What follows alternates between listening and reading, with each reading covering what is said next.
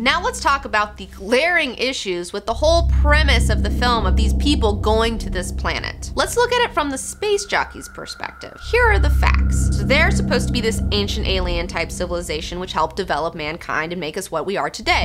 They're engineers. Okay, I got that. So we see all these cave drawings from around the world. These people are like, we have to go. Oh, you gotta come to this star system. Okay, so this hurts my brain to think about, but let's do it. So these ancient aliens told ancient man about this star system that they're not even from, where they just have a military installation where they're making biological weapons, but then again, these biological weapons are getting ready 2,000 years ago to be delivered to Earth when some cataclysmic event happened to them, shit got fucked up, and they couldn't make it. So what was Prometheus really about? Well, it was an exploration of faith and philosophy, all within the context of a sci-fi horror film. Incredibly ambitious film. Ridley Scott made this movie to explore all these questions. What is our purpose? Where did we come from? Who created us? What happens when we die? It's fun to solve a puzzle, except when half the pieces are missing. So all this was definitely intended to mean something,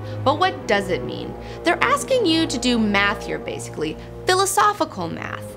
And the equation, in the end, just doesn't add up. Some of the elements of this equation that are plugged in are theories that you need to know about, such as the ancient astronaut stuff. Ancient Aliens, I fucking love that show. I'm familiar with these fucking theories, and I kind of believe half of them. B, you need to know about Christian philosophy, which I do. I was born and raised in the Bible Belt. I've done a lot of time at church. Also, you need to be familiar with Lovecraft, which I am. I have a Necronomicon tattoo in my armpit. I'm not a noob to philosophical sci-fi. Okay, I've read The Mountains of Madness. I got it right here.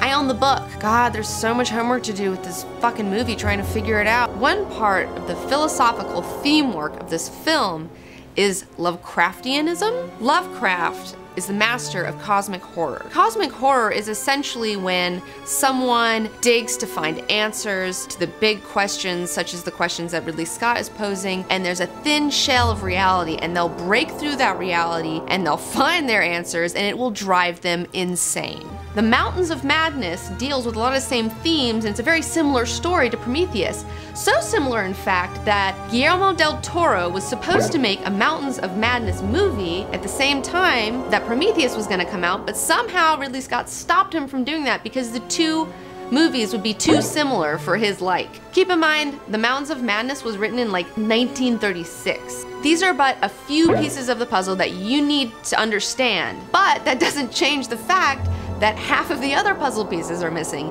You can't ever solve this equation, okay? It's unsolvable. So, pieces of the equation that we do know are a space Jesus theory. So here's an element out of left field.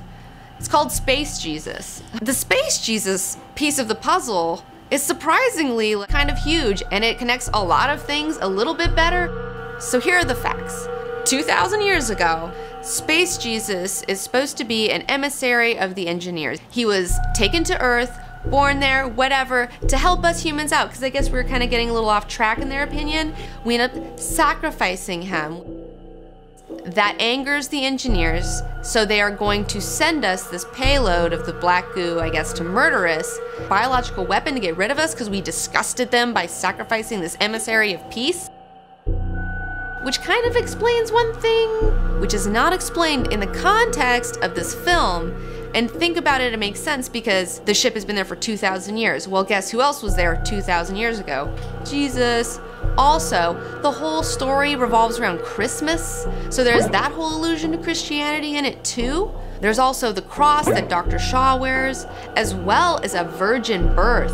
Keep in mind, she couldn't have kids, and then all of a sudden she could have a kid, but then she had a cesarean. We are now 3 months into the year of our Lord, 2023. Apparently, the planet LV-223 is supposed to correspond to a verse in the Bible, Leviticus 22:3. Somebody got wind of something about maybe Ridley was thinking that Jesus was one of the engineers and asked him about it in some sort of interview, and he said yes. A link to his article is in the description. So there's a conspiracy out there, and I'm gonna cite it only because it makes sense within the context of this film. The US government's Red Book is an above top secret document that details the true history of the human race on planet Earth. It is a human compendium of information derived from extraterrestrials who offered the US undeniable proof of historical events. One of the relations exposed in the Red Book is that Jesus Christ was a creation of one particular alien group, EBE-2. Jesus was a genetically engineered human-alien hybrid sent to Earth to teach the primitive humans a lesson of love and tolerance. As writer Arthur C. Clarke said, any sufficiently advanced technology is indistinguishable from magic. This wasn't the first time that extraterrestrials tried to influence human affairs. Previously, they successfully appeared to Moses as a burning bush and dumped the 10 Commandments on mankind. The aliens thought the Christ Project would be no different, but needless to say, their little experiment went horribly awry. Supposedly, the EBE-2s were pretty damn pissed when they came back to check on Jesus' progress, only to find that humans had killed him. And I'm not saying I believe this or Ridley Scott believes this, but this is a science fiction theory that makes sense with the plot. His theory of the space Jesus deal really ties a lot of the stuff together. It glues some of the themes together, but it still doesn't glue all of it together. It's a big piece of the puzzle, but it's not the whole puzzle. Even if the space Jesus thing is true, you would never come up with this on your own. You would have to randomly find this article by this random guy. I'm a pretty smart cookie, and that shit escaped me completely. But I guess somebody could think of this. I mean, that's totally possible. I'm not the smartest person in the world, but if you're a conspiracy theorist like me, you might think that old Ridley Scott, upon viewing his film, was like, oh my god, like no one's gonna know what the fuck this means, like everyone's gonna fucking hate me.